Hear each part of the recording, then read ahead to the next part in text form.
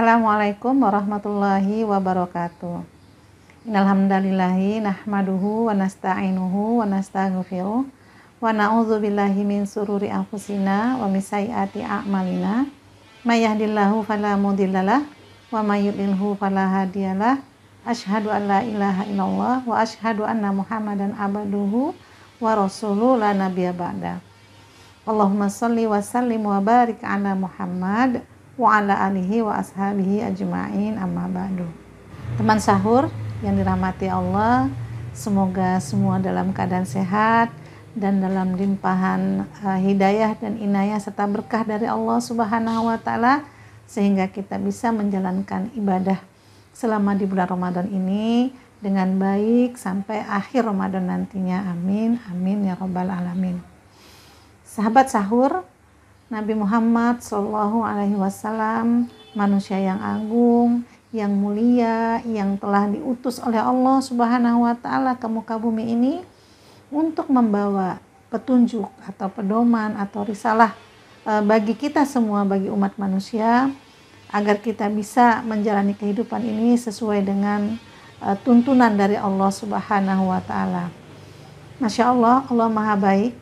Allah telah menciptakan manusia dengan seperangkat, ada akal, ada fitrah berupa kebutuhan jasmani, ada naluri, yang karena itu semua manusia punya kebutuhan-kebutuhan, punya aktivitas-aktivitas dalam kehidupan ini.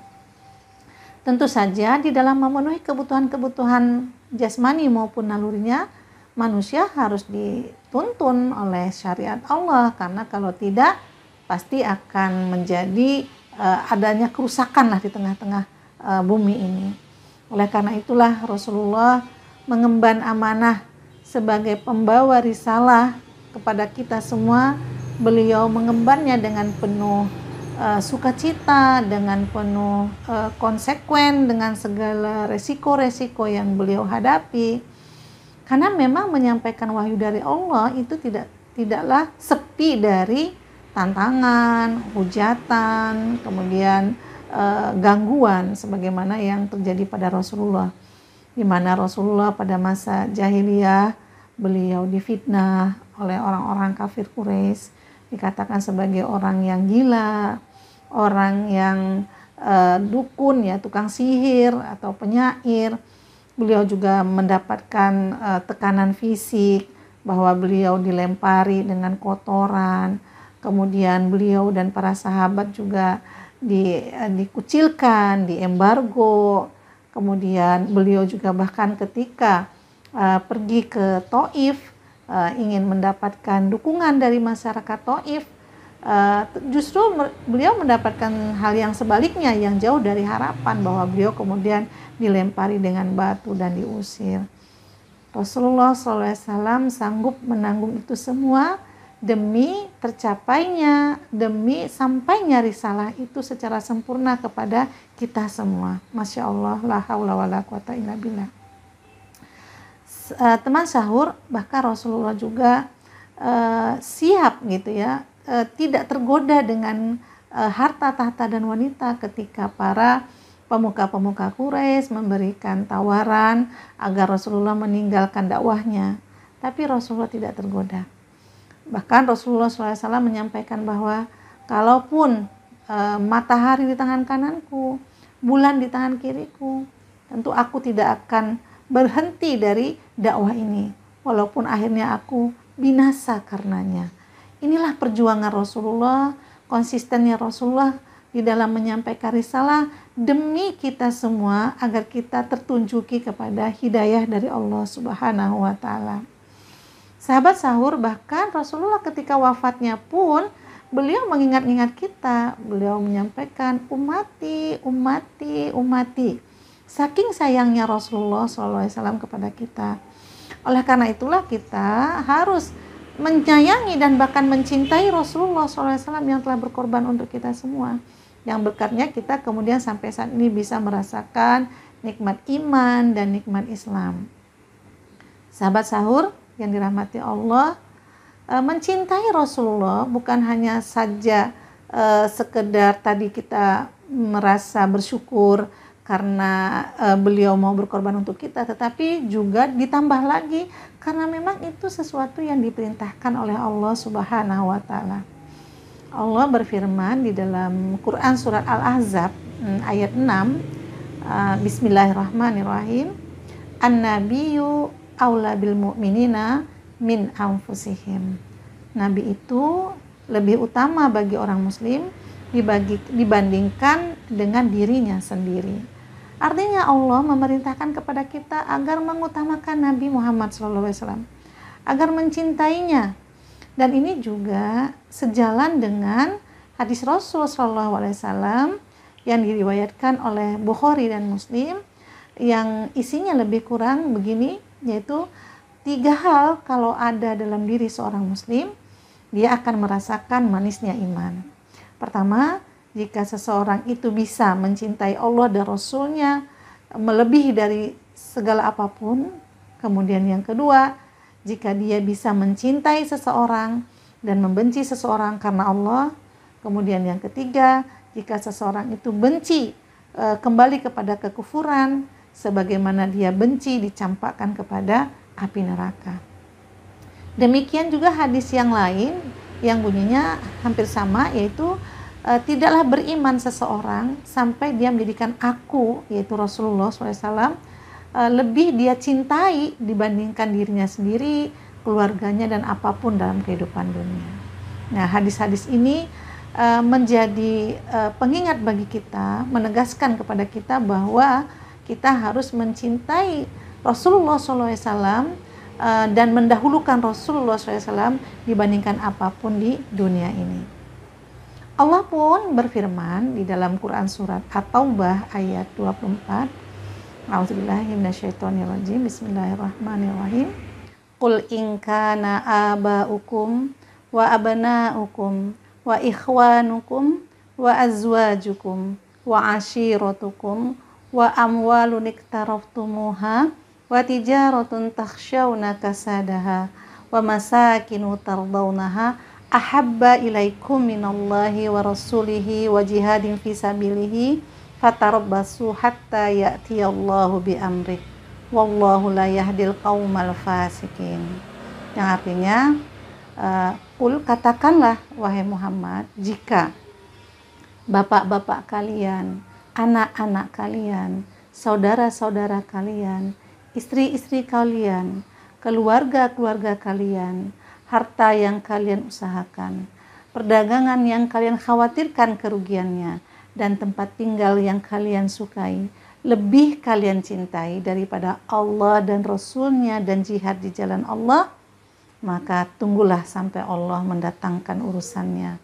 Sesungguhnya Allah tidak menyukai atau tidak akan memberikan petunjuk kepada orang-orang yang fasik. Sahabat sahur, ayat ini menegaskan kepada kita bahwa Allah mengharuskan kita mencintai Allah dan Rasulnya dan jihad di jalannya itu melebihi apapun. Baik itu yang tadi keluarga, ayah, anak, istri, saudara, rumah, perdagangan, dan sebagainya. Itu kita tidak boleh mendahulukan itu. Kalau kita mendahulukan itu dibandingkan Allah dan Rasulnya, lebih kita cintai, maka Allah akan bikin perhitungan kepada kita. Inilah sebagai penegas bahwa kita diperintahkan oleh Allah mencintai Rasulullah SAW. Bahkan juga ada di dalam Quran surat Al-Imran ayat 31, Allah berfirman, Bismillahirrahmanirrahim. Qul in kuntum tuhibbunallaha fattabi'uni yuhibbukumullah wa yaghfir lakum dzunubakum wallahu ghafurur rahim. Katakanlah wahai Muhammad, jika kalian mencintai Allah, maka taatilah aku, yaitu taatilah Muhammad SAW. Maka Allah akan mencintai kalian dan mengampuni dosa-dosa kalian. Dan Allah Maha Pengampun lagi Maha Penyayang. Ayat ini juga menegaskan bahwa kita harus mencintai Rasulullah, dan konsekuensi mencintai Rasulullah itu adalah dengan kita taat kepada atau mengikuti apa yang diperintahkan oleh Rasulullah. Teman sahur, cara kita mentaati Rasulullah SAW telah Allah sampaikan di dalam Quran surat Al-Hasr ayat 7. Bismillahirrahmanirrahim. wa ma atakumur rasulu fakhudhuhu wa ma nahakum anhu fantahu. Apa-apa yang disampaikan oleh Rasul, apa yang dibawa oleh Rasulullah, maka ambillah, dan apa-apa yang dilarang oleh Rasulullah maka tinggalkanlah. Inilah tuntunan bagi kita bagaimana cara kita mentaati Rasulullah, yaitu melaksanakan apa yang Rasulullah SAW bawa. Teman sahur, Rasulullah SAW membawa apa? Yaitu membawa Al-Quran dan Sunnah. Dengan kata lain, Rasulullah SAW membawa syariat. Karena Al-Quran dan As-Sunnah itu berisi syariat dari Allah atau berisi peraturan-peraturan hidup. Bagaimana menjadi tuntunan bagaimana manusia untuk menjalani kehidupan. Mulai dari aturan yang mengatur hubungan manusia dengan Allah, itu ibadah, sholat, puasa, zakat. Juga berisi tuntunan bagaimana manusia mengatur dirinya sendiri dalam hal akhlak, pakaian, makanan dan minuman.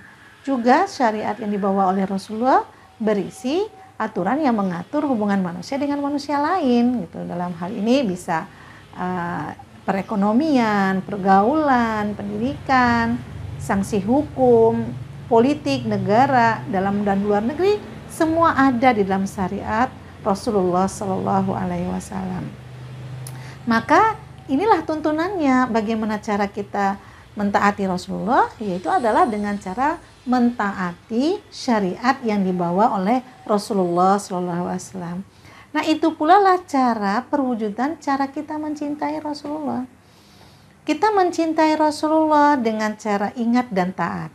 Kalau ingat berarti kita mengingat Rasulullah SAW. Cara mengingat Rasulullah yang pertama adalah dengan selalu bersolawat kepada beliau.